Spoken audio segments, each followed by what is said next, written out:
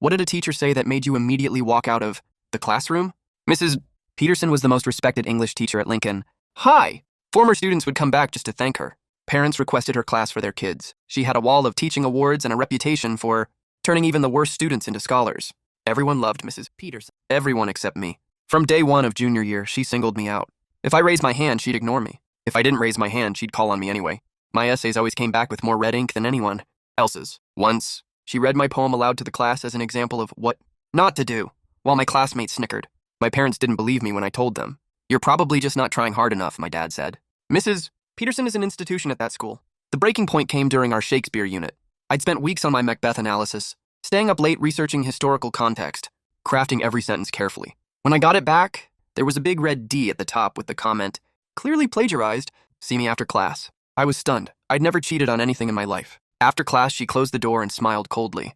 We both know you're not capable of this level of work, she said. Just admit you copied it, take a 0, and we'll move on. I refused. She gave me the 0 anyway and warned that next time, she'd report me to the principal for academic dishonesty. I walked out of her classroom that day knowing something had to change. That night, I had an idea.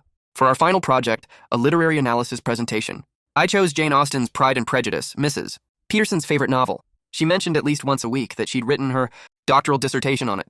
I spent a month preparing, but not in the way she expected. Instead of analyzing the book, I analyzed her dissertation, which I found in the university archives online. I built my entire presentation around comparing her paper to the original sources she'd used. On presentation day, Mrs. Peterson looked bored as I set up my laptop and connected it to the projector. Her expression changed when my first slide appeared.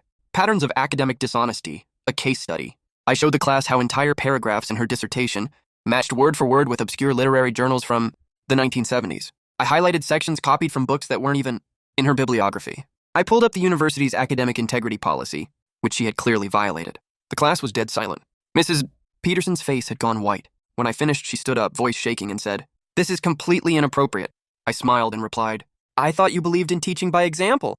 3 weeks later, Mrs. Peterson took an early retirement. I got an A in English from her replacement. Sometimes the best revenge isn't just proving them wrong, it's proving them to be exactly what they accused you of being.